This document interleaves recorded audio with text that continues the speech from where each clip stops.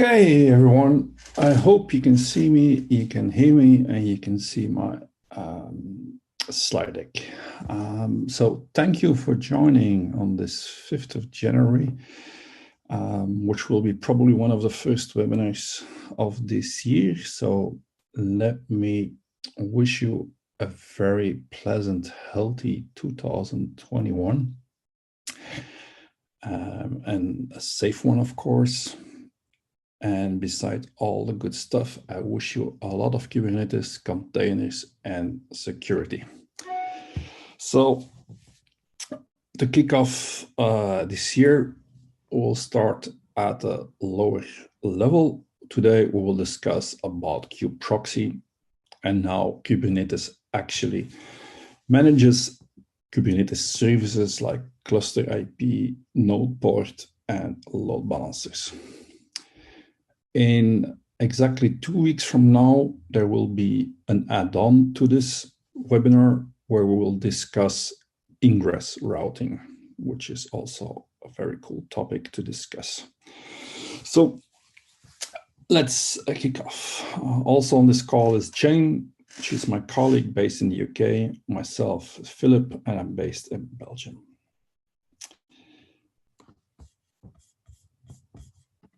And click. So if you want to check us out, go to LinkedIn, Twitter, whatever, and you can find me. So Calico, as you probably know, is a community-driven project backed up by Tigera, which is a company behind it, and focuses on open source networking, one of the most widely used open source networking solutions in Kubernetes, but also as well a security solution, because Calico was one of the first and also most advanced network security policy solutions there is around today for Kubernetes.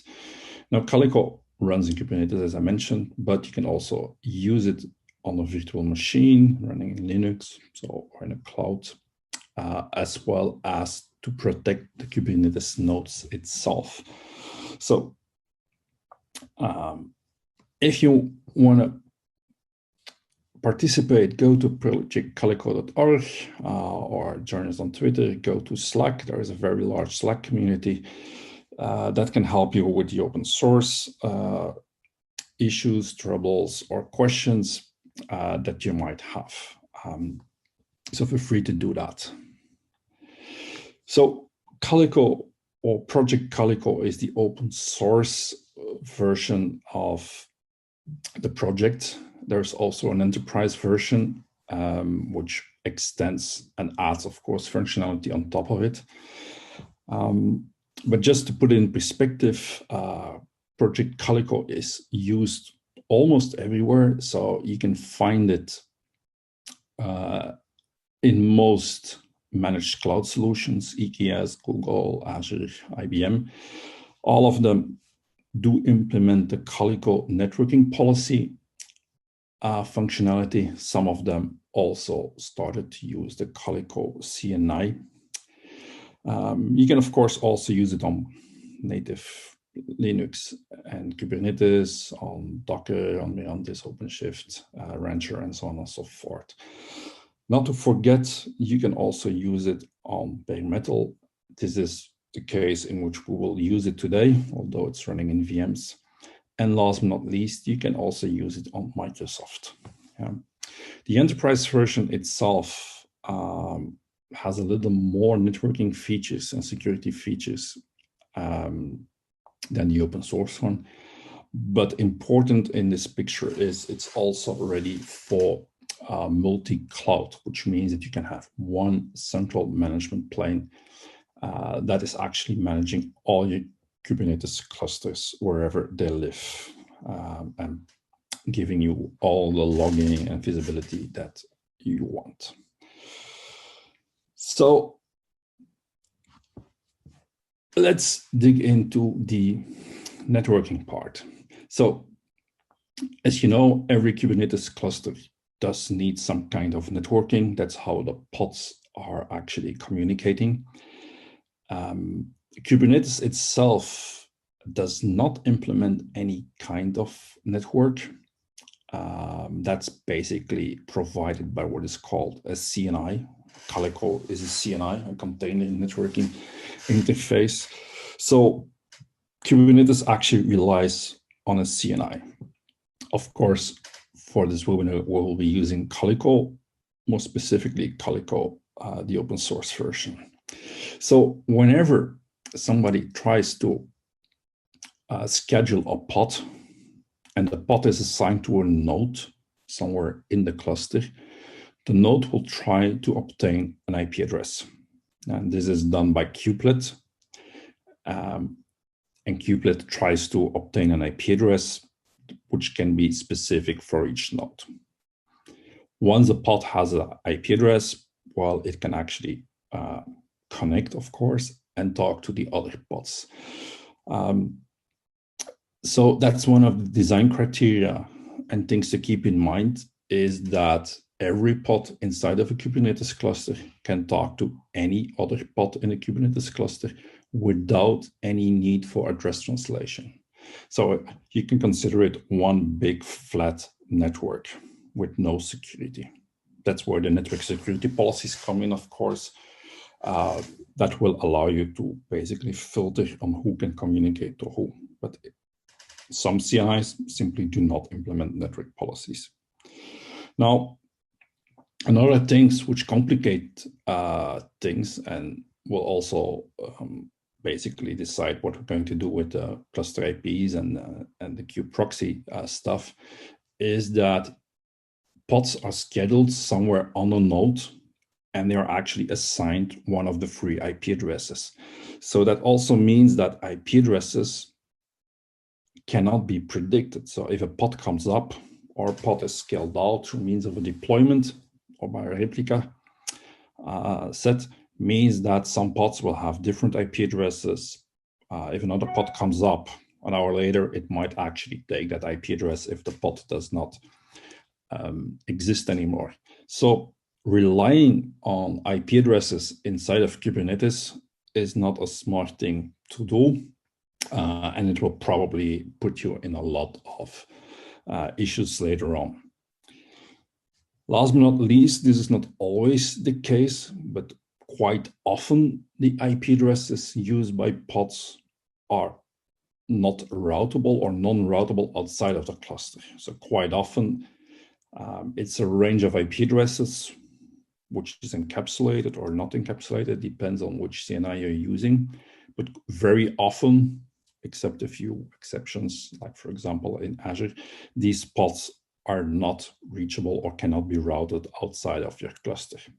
That's why we actually need services being introduced later on. So as I mentioned, the CNI is basically the part that will assign IP addresses. You have very simple CNIs, like for example, host local. You have very more advanced CNIs, as for example, Calico, which can use multiple types of encapsulation or non-encapsulated mode. That means that you have no tunnels in between your nodes. And Calico also has a very extensive way to do IP address management by the use of IP pools, blocks, and so on and so forth. So that means that Calico can actually, in an intelligent way, assign IP addresses and manage the IP addresses. You don't need all that stuff for only 2 nodes, but once we start scaling to tens or hundreds of nodes and performance becomes an issue, well, good IP address management is crucial, and for sure also when we talk about allowing traffic from outside into the cluster. So take a look at the link and you will find way more information, or check out one of the other webinars, which are all on YouTube, by the way, to review. So to start out this exercise and this discussion, we first need a deployment. And we're probably all deployed already a deployment or an nginx pod, but there are a few things I need to point out. So once we deploy an application, this is a simple Nginx application, you can actually see that the container is based on the image, nothing abnormal, and that port 80 will be used. So that's basically the image we're going to use for our pods using containerd, and for a few weeks Docker, we can use that image. Now, the pod itself has a label, and this is very important for services. So that means that every pod that we basically spin up, and we're actually spinning up 3 replicas, that means there will be 3 pods running somewhere on a node. As you can see in the picture, they will get an IP address out of the pod CIDR range. So that's the range that is assigned to give IP addresses to pods. You see 71, 122 here, 93. This is actually Calico, who actually assigned subsets to specific nodes to optimize the routing. But at the end of the day, everything is in 192.168/16, which is the pod CIDR. So the replicas defines how many pods we have. Every pod has a label called app Nginx. That means that you can identify all these Nginx pods if you search for a label called app Nginx. Yeah. Sorry, this is the labels assigned, and the deployment basically checks for these labels. Okay, so we have labels. By means of labels, we can actually select pods, and that's how we can actually make sure that we have 3 replicas available. This does nothing more than just spin up 3 versions of Nginx somewhere on a Kubernetes cluster.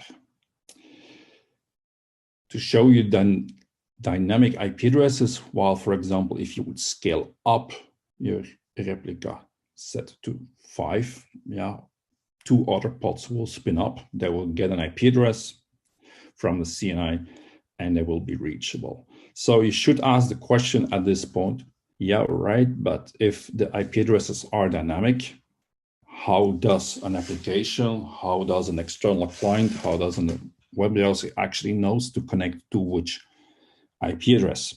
Yeah? What happens if the pod disappears? I need to connect to another one. Well, that's where clustering and Kube-Proxy comes in.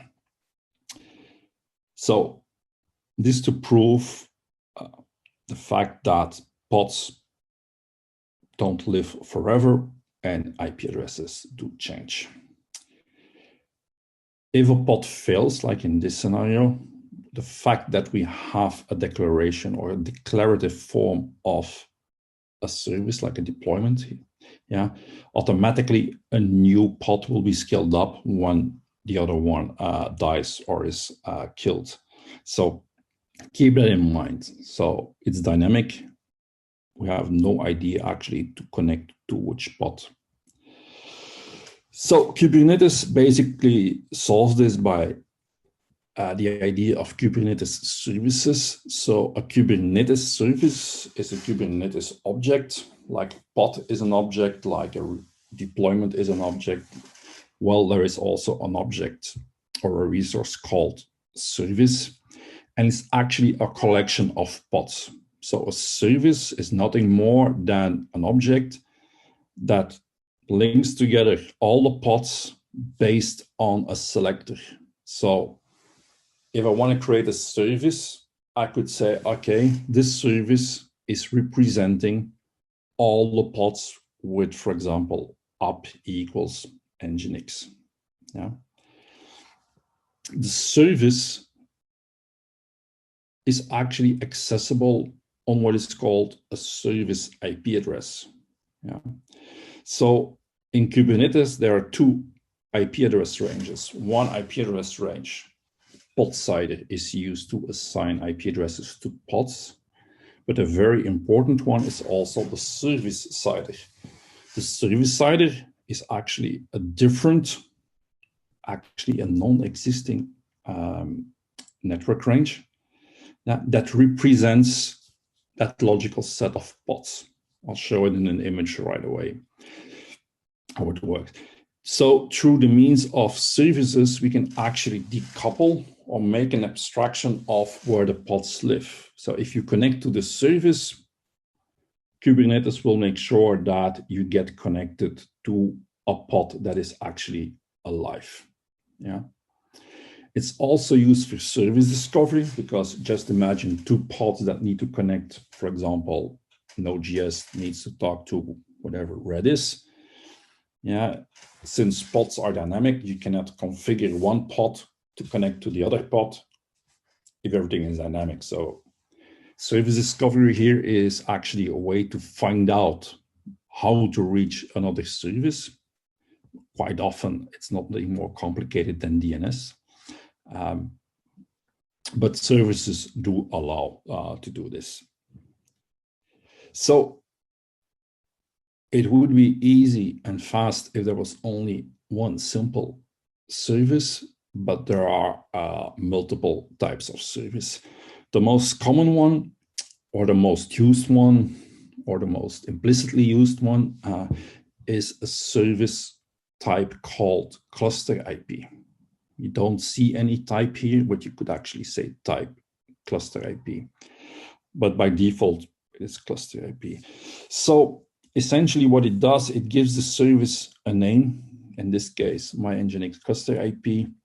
The service basically hosts port 80 on TCP.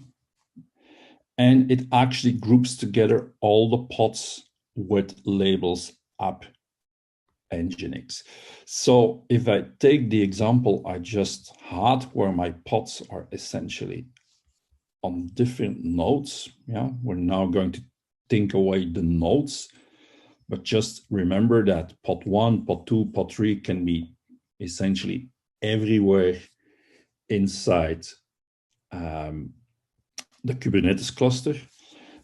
The pods still have their IP addresses assigned by the Calico CNI in this case.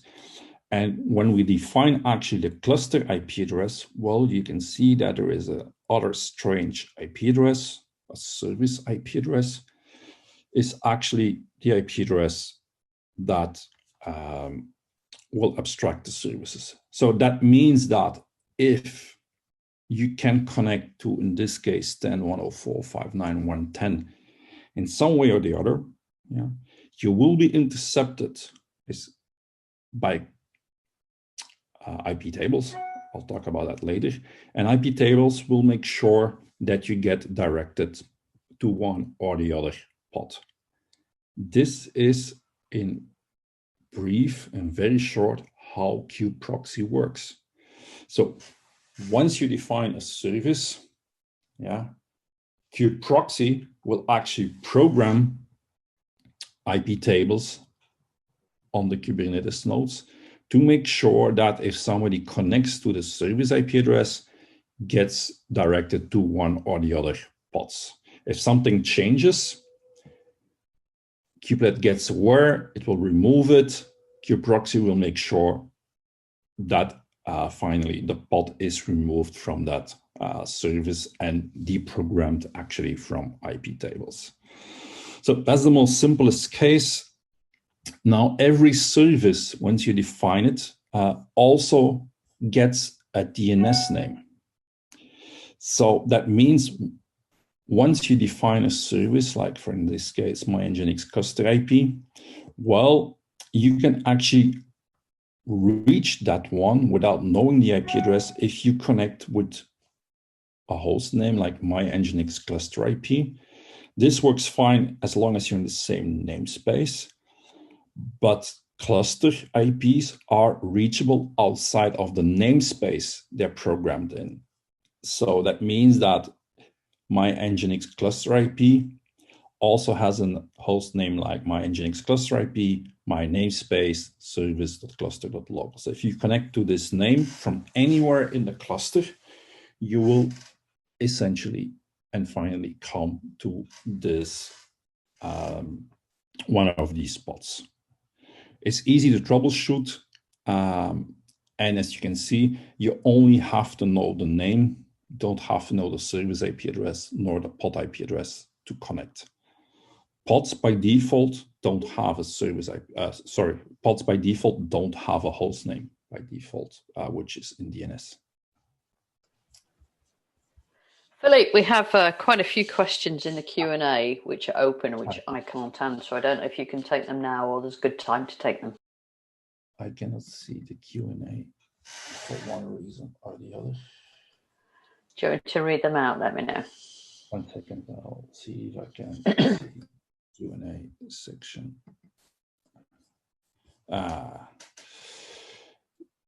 This is DNet in Iptables. Yes. We'll see it right away.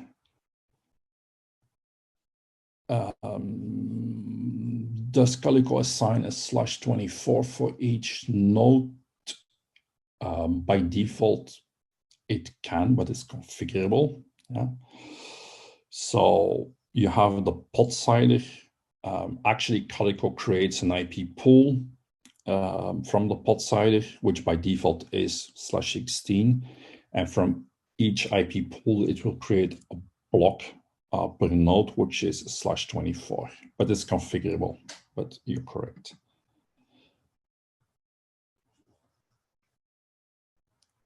What about applications which require persistence? That's a very good question. There are other types of load balancing mechanisms, which we do not cover, but there are ones that you can use, for example, headless or pure on DNS name. And if you really need persistence, you can use a kind of proxy like Nginx, Traffic, or whatever. This is more related to ingress. But in this case, where Iptables doesn't do persistence by default. Yeah.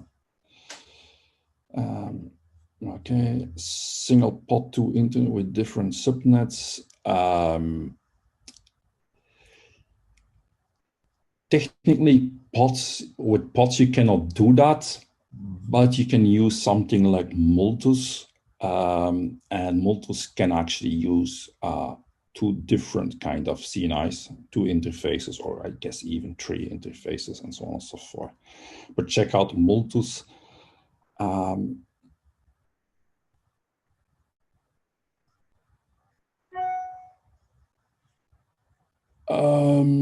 Can we support up to 5,000 nodes? I've never checked, but according to our documentation, we can support up to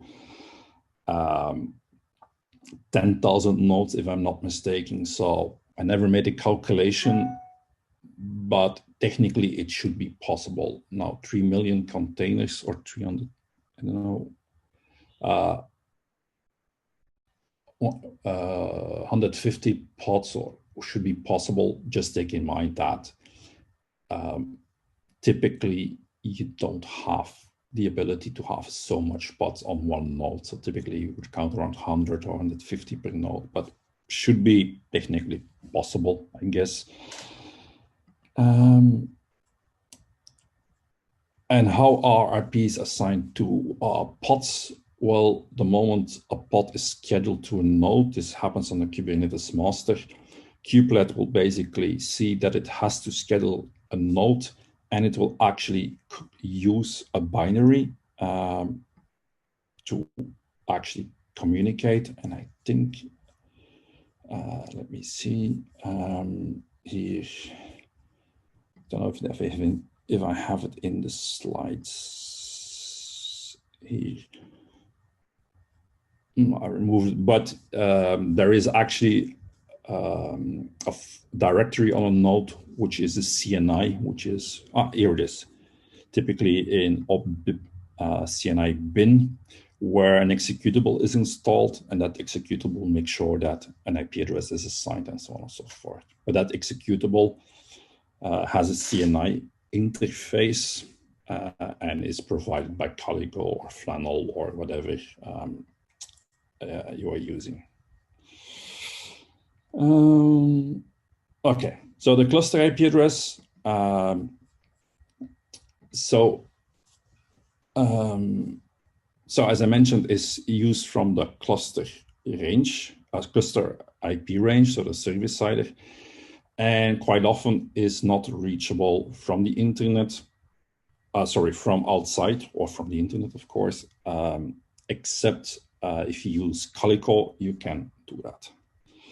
Now, this is typically used for inter-cluster or in-cluster communications to make sure that microservices can talk to other microservices. There is an exception with Calico, which makes it more broader, but let's say in general, this is the case. Something interesting to know is that there is also a service of type NodePort. And type NodePort is actually a service definition.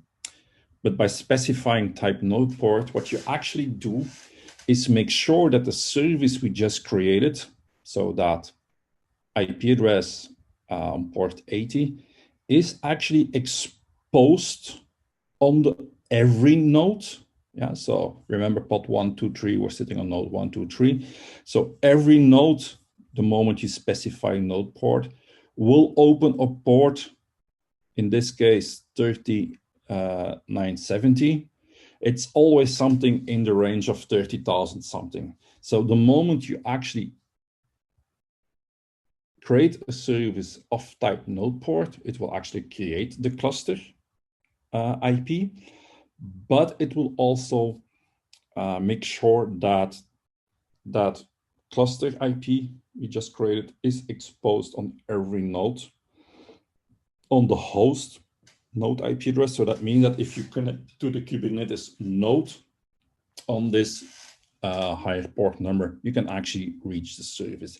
That means if you have 3 nodes, if you look from the outside, every node will actually have port 30,970 open in this scenario. That means that no matter to what node you connect, you can actually reach to this port.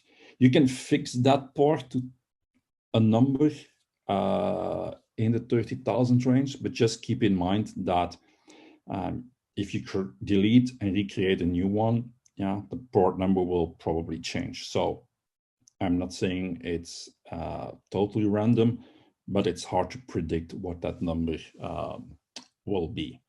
But remember, node ports are used quite a lot.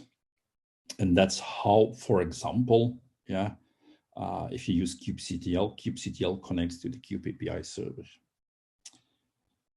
Okay. The last one is even more advanced.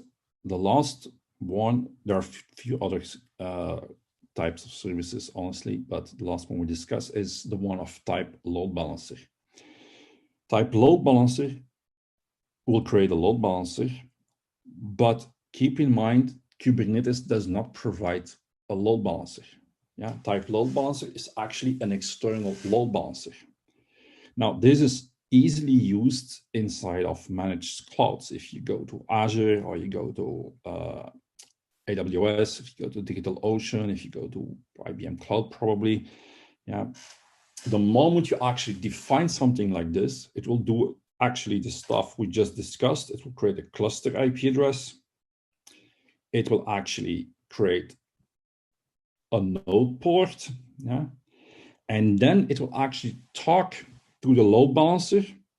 Most of the time, this is through an API to which you can connect or talk to the cloud provider.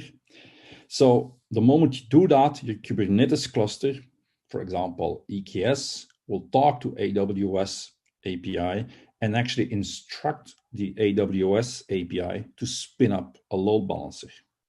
So by typing kubectl, apply something like this, your Kubernetes cluster needs to be able to talk to the cloud provider or to the load balancer because it's implemented by means of a controller, and it will actually spin up a load balancer for you.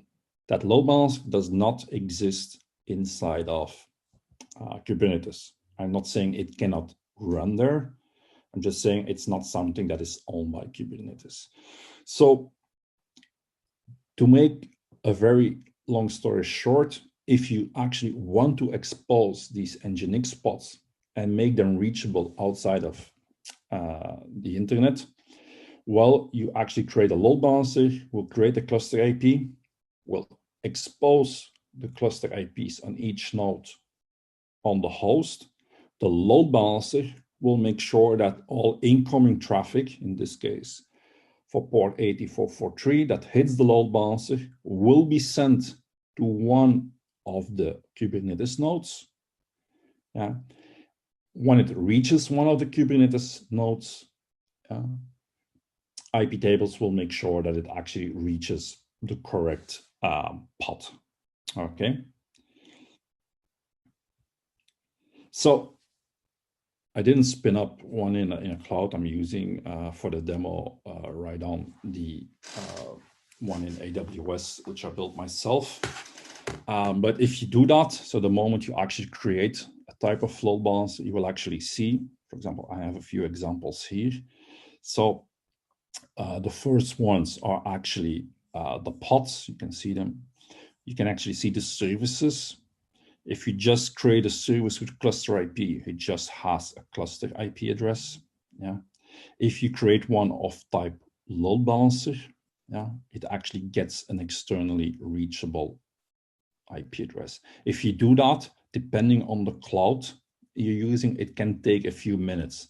So if you do it and you check it, you probably see something like pending for a minute or 2 or 3 minutes until the load balancer is configured, and then you will actually see the public IP address. That's the IP address on which you can reach the load balancer, and he will make sure that you get it to the pods. When you define one by NodePort, you see, you actually see the NodePort IP address, so the 30,474 in this case, is actually available on every node on that port number. Yeah. Well, so these commands, we'll see them more in the demo. One thing to note is, because I actually said you have to use NodePort to make a service accessible on a node through means of a NodePort or a load balancer, depending how much money you want to spend. With Calico, you can actually advertise. Calico is based on BGP in most cases. Calico can actually advertise the pod IP address into the network outside of Kubernetes. So basically, your Kubernetes can actually tell the upstream router saying, hey, these are the IP addresses for the pods I have. You can reach them routing-wise. That's one way to do that. But as I said, this is dynamic, so it doesn't make much sense. But you can also do it for service IP. So if you don't want to use NodePort and you don't want to use a load balancer, Calico can actually advertise the service IP address, so the cluster service IP address on port 80 in our example, to the outside world, so that your upstream router or firewall knows where to send the traffic to. Yeah. This is often used if applications don't support NOT or load balancers at all, which still does exist. Okay, so maybe there are a few other questions. Let me see. I cannot see that from here.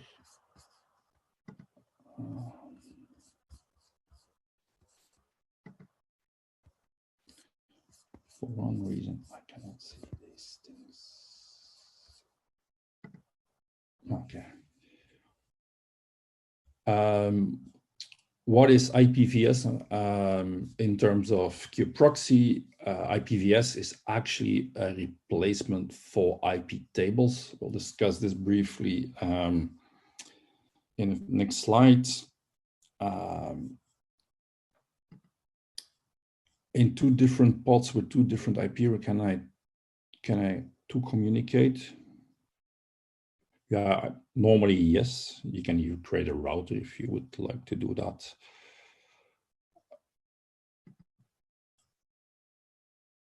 I don't know what is meant with MP-BGP. Maybe you can clarify a little bit.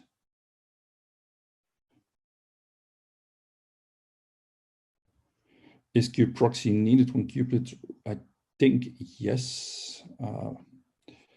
I need to check for multi-part BGP. I have no idea.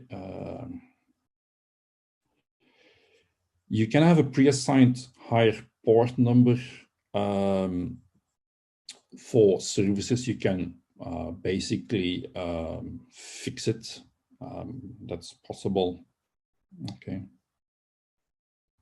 For the multi-part, I have to check. I have no true answer for this at the moment. Okay, so how is this actually implemented? So it was one of the questions. So it was a good question. So mapping all these services to pods is actually done through Kube-Proxy. Now, Kube-Proxy, for people that are used to working with proxies, you may think that is actually a proxying daemon. It was in the very early days, but Kube-Proxy is actually a daemon that actually communicates with the Kubernetes masters to etcd. Whenever you define a service, there is an object inside of the Kubernetes etcd. Kube-Proxy will find it out, and Kube-Proxy will actually use Iptables or IPVS or eBPF to actually configure that part. So Kube-Proxy itself is the one that actually checks the Kubernetes, and it will actually program Iptables or IPVS, yeah, which is an alternative. So every node in your Kubernetes cluster, yeah, will have Kube-Proxy running, yeah. So always check this, because if you don't have Kube-Proxy running, you have a problem. Okay. Every node also, by the way, has to have kubelet running, for that matter. So these ones are the ones actually on every node, because the programmation of Iptables on every node might be different. So Kube-Proxy is taking care of that.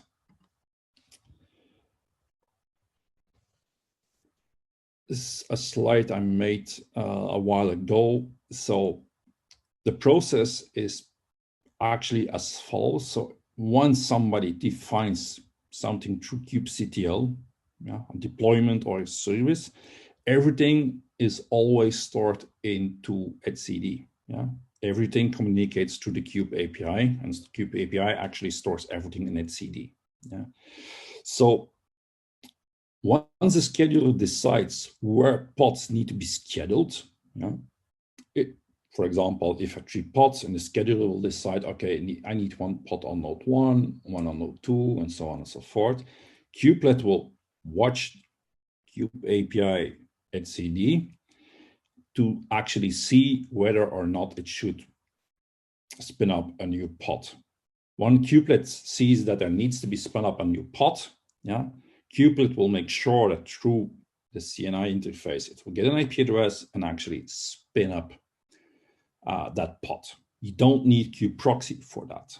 The moment you define a service, a cluster IP, well, again, this happens through the Kube API. It's stored in the etcd. So it's Kube-Proxy that will monitor actually to see whether it has to build services. Once Kube-Proxy sees it has to build a service, it will pull out the information from etcd and do the necessary configuration of Iptables. So a while back, try to figure it out. Kube-Proxy, in most cases, is a pod running on Kubernetes on every node. it authenticates through means of a service account to the Kube API to actually pull out that information. So Kube-Proxy needs specific access to the Kube API to actually pull out that information. But it's interesting to see how it does it. So that means that Kube-Proxy needs to communicate to the master, also like kubelet. So how can you define most of the stuff? I'm using a self-built Kubernetes cluster. So you typically use kubeadmin to do that. So once you define a kubeadmin configuration file, you can actually say what the service subnet is and what the pod subnet is and the DNS domain, which is basically how these services resolve. This has to be done at cluster creation time. Okay. So these are also the values Calico will use to actually decide what pools and blocks to use. But this is done even before Calico is installed. This is something you define inside of your cluster. That's where all the Kubernetes components will go and try to find if they need a service subnet or the pod subnet. So at cluster creation time. By default, Kube-Proxy is configured to use Iptables. And I guess in 95% of the cases, it will always be Iptables, for sure if you create it yourself, but you can change it to IPVS. The link down here, not going to spend too much time on it, but there is a comparison between Iptables and IPVS. It's mostly related to latency. What we see is, and what the blog is all about, is that IPVS only shows its relevance when we talk about more than 5 to 10,000 clusters. Then IPVS will be faster. But when we talk in the range of hundreds or 500 or even 1,000 nodes, there is no noticeable difference between Iptables and IPVS. But if you're interested, check out the link, and it's pretty detailed with graphs and so on and so forth. So service pod subnet defined at initial configuration. Once you create services, you can actually, if you want, but do not change it or do not go in there and try to change things. You can use Iptable commands to actually see all the Kubernetes rules and chains that Kube-Proxy is building. That's also the underlying reason why at a very large number of nodes, Iptables is slower, because it creates very long Iptable chains. So command is Iptables list kube services in the net table. You can actually find all the IP addresses and things to where we net and so on and so forth through this. I'll do that in a demo. I'm not going to read all this. Okay. There is also new stuff on the block. I think it's generally available in the latest or previous version of Calico open source and enterprise, is eBPF. eBPF doesn't need Kube-Proxy. It's a totally different way of doing or implementing services. We'll dedicate another session to this, but just know that eBPF is a new way, a very popular way, but it also has its pros and cons, as you will see. Going to run quickly through these slides, and then I'll jump to the demo. These are the upcoming events. As I mentioned, I think on the 19th, there is one in the Europe time zone about ingress networking. If everything works out, we'll be using Traffic for this one. There is another one on YouTube we did a few months back based on Nginx, but just for the fun, we'll take another one. So you can sign up for the events like you did for this one, of course. We also announced not that long ago the Calico certification. So you can get Calico certified for free. Just go to this link and sign up. The first people are certified. And it covers quite a lot about the networking and how to obtain it. Most things are in this new ebook we released a few weeks back, so feel free and get it. You can download it from the website or from this link for free. It's a very good technical ebook, and it will basically cover even more in depth of what we covered today. There's a typo here. Calico Enterprise basically adds more features, which we're not going to discuss today, but like DNS policies, IDS, and so on and so forth. If you need more information, feel free to reach out to us. We'll happily tell you all of the stuff or check the other webinars. If you want to play with Calico Enterprise or test it, you go to the website. There is a big try it button on front of the website, and you can actually run it in a sandbox, so you don't have to host anything if you don't want to, and you can play around with it, or you can actually link an existing Calico cluster to a managed trial. So both are available. Check it out. It's a very easy way to get an idea of what Calico Enterprise can do. So let me jump to the consoles. If I can point them. We do have some questions, Philip, that are left over that I can't answer. Sorry, thank you. No worries. Same problem again. Where do I find? Okay, Kube-Proxy uses Iptables for NodePort service, even if IPVS mode is chosen. I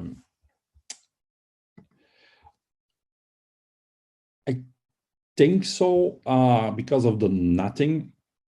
I'll show you why, where the difference is, if I can find it in the demo.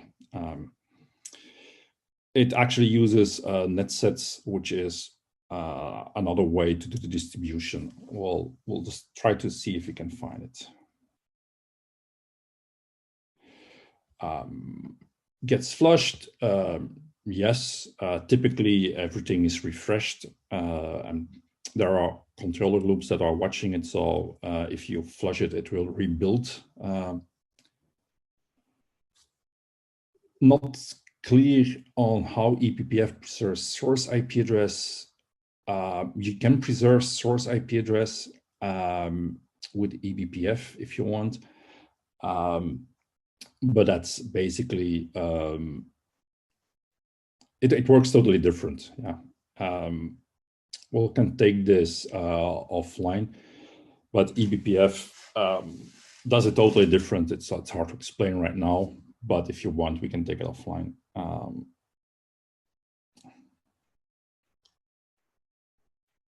Can I use 2 HTTPS?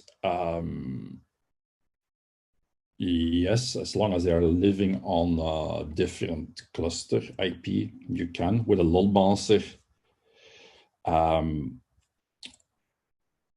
With a load balancer, it's harder, but you can do that. Okay. Could you share the slides? Yes. Okay. Okay. So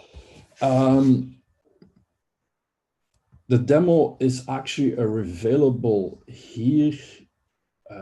I'll put it in the chat here. There's a link. Sorry. So the link is in the to basically reproduce what I'm going to show, so I can copy paste also. So what I'm going to do is I'm going to use a small application I use for testing. So we're going to install the application. To make my life easier, it basically executes a bunch of kubectl commands. As you can see, it basically created containers. It created services. So let me check here.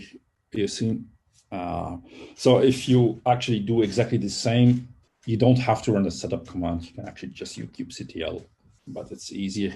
But you can see there are like a bunch of backend service, a bunch of Nginxes, and so on and so forth. It's actually a mesh of things to test.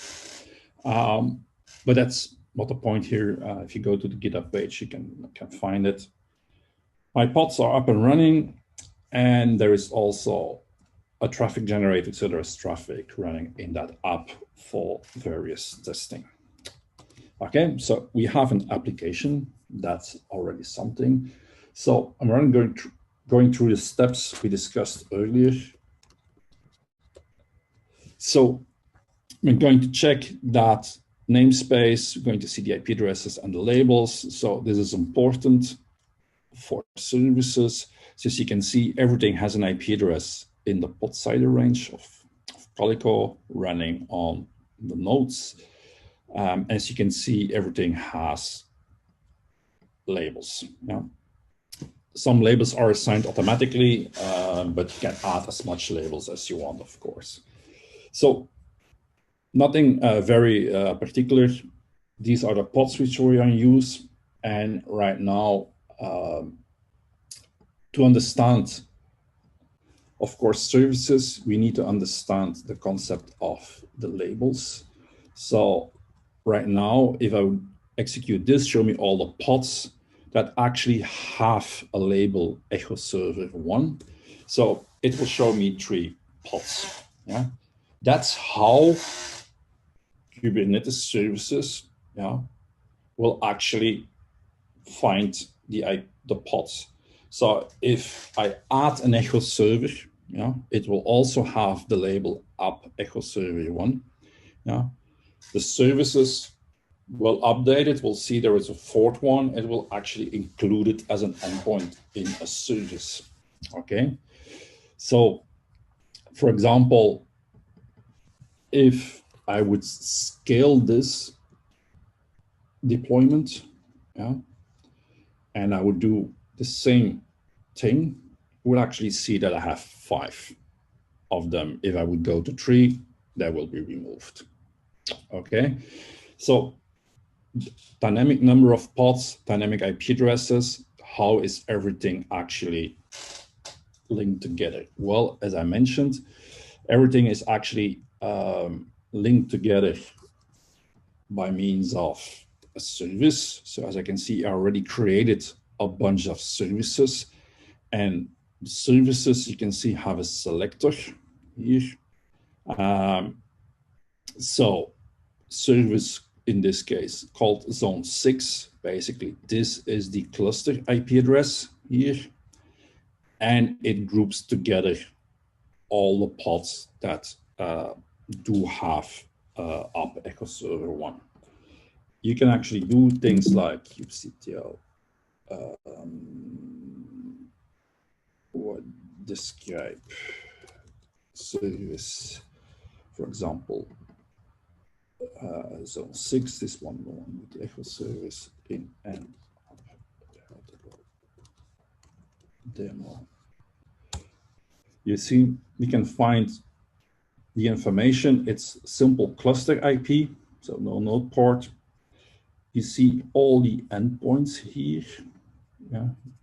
If you want to see more information about endpoints, I'll show you immediately. A service object can have 2 ports, like this service can have port 80 and 443. Yeah.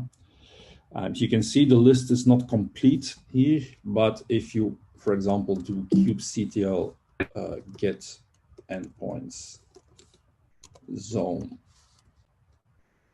6 in the app article demo namespace, and there's a typo. See, that's why I copy paste. If you do -o YAML will probably get the entire list. So, okay. So if you scroll through this, you will actually see all the endpoints. So a service is technically not linking to a pod. Yeah. A service actually links to the endpoint. Yeah. A pod has more information than an endpoint. So that's what Kube-Proxy is actually looking for in etcd, which are the names, which are the endpoints from zone 1, which is the name of zone 6 for the name of the service in etcd. Yeah, that's what it's actually doing. So we already described it. So how can we access it? So for example, if you want to play around and make sure it works, we can, for example, run, this is my testing container, so you can use anything if you don't trust this. So we can actually run a test container, and then we can do something like, for example,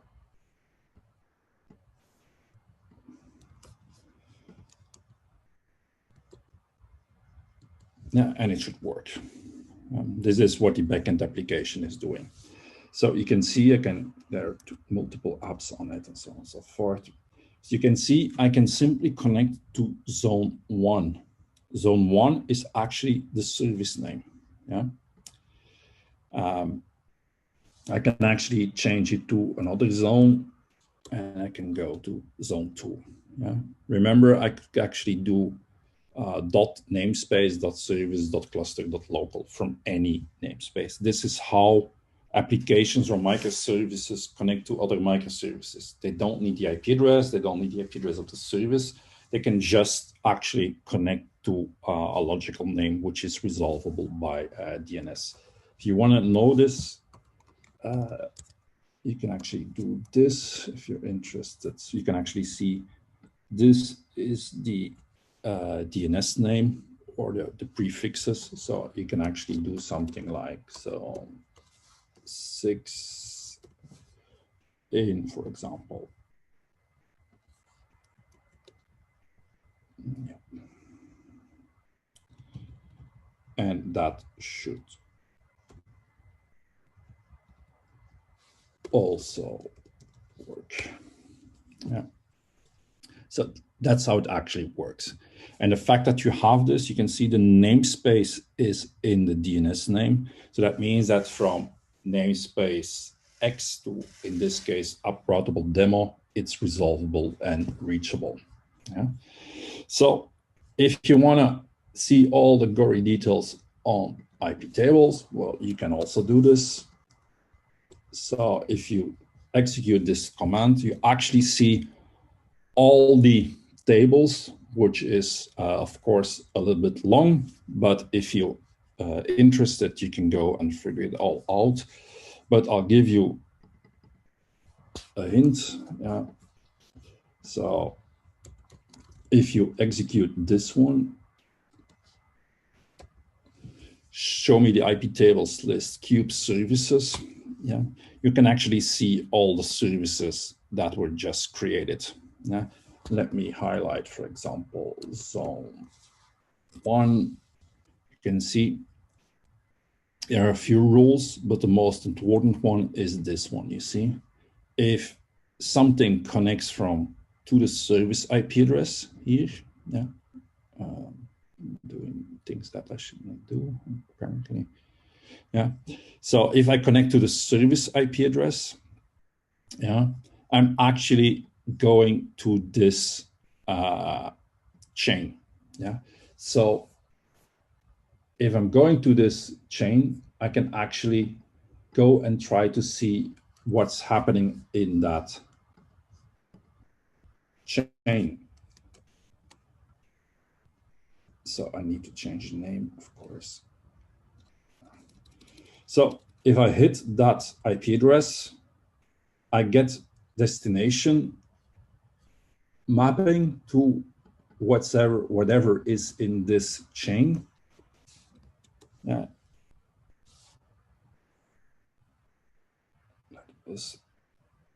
something is so slow.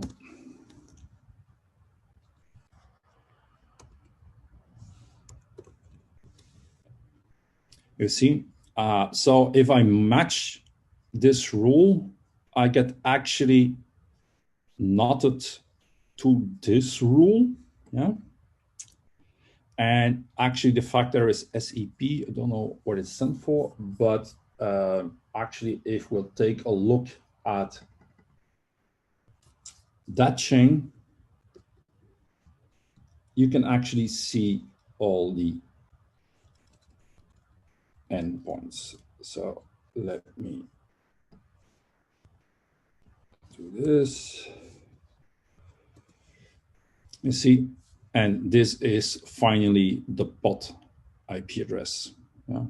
So if I would do it for zone 6, you would actually see 5 of them. Okay. This is how it works. So you basically hit a few IP table rules. Yeah. The first one is actually sending you from that virtual IP address to actually a group. Yeah.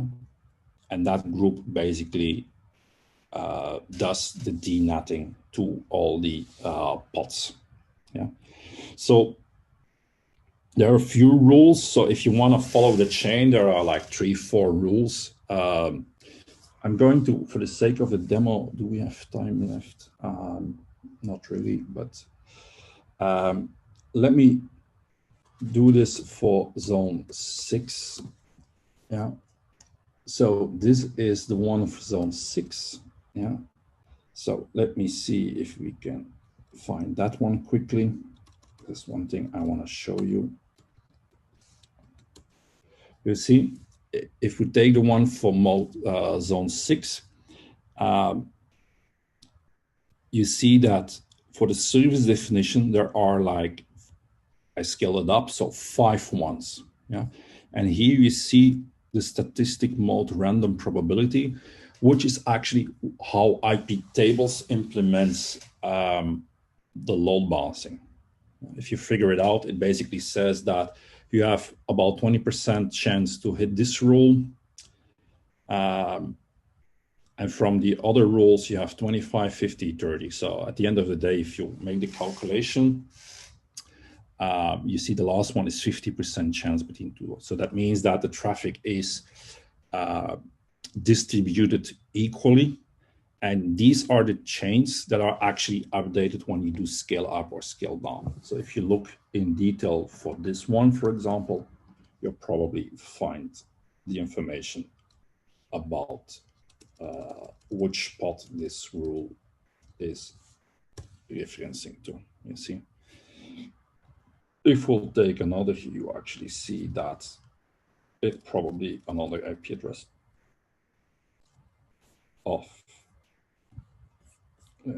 this one. Let's see, that's another one on another node even. Yeah. So this is how this all works. Pretty complex. Luckily for us, we only have to define a cluster IP and a pod and a network policy object in the future. But at the end of the day, it's all implemented by Kube-Proxy in Iptables. This is the part which is typically different when you use IPVS. Yeah, IPVS is a way more advanced load balancer for that matter. Okay. To conclude this, if you want to, so we are using, in this case, we are using cluster IP addresses. If you want to update it to a NodePort, you can. So you see the type NodePort here. And if you want to see the details, well, you can actually go in Iptables again. You will see that there is an other list that is actually mapping these port numbers. So even if you use NodePorts, it's doing even more root processing. But that's how it is designed. Everything is in the link I provided. You can actually try to reproduce it fairly easily. That's it for me. I don't know if there are any questions left. Let me see. Just two more. Two more.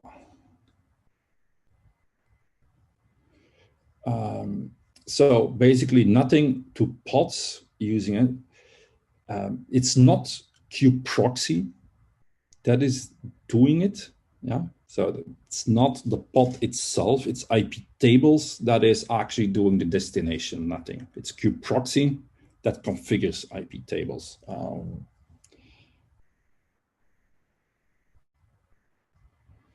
What does the endpoint IP address CIDR range get? It's from the pod subnet. So the endpoints are actually pods.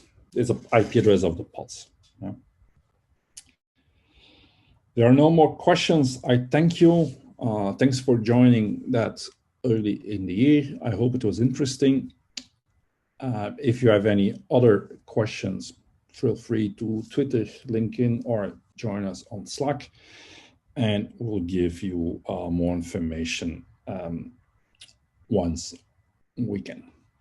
Thanks. Hope to see you in 2 weeks when we talk about Ingress, which is basically more advanced topic based on load balancing. Thank you. See you soon. Hope it was interesting. Cheers. Bye.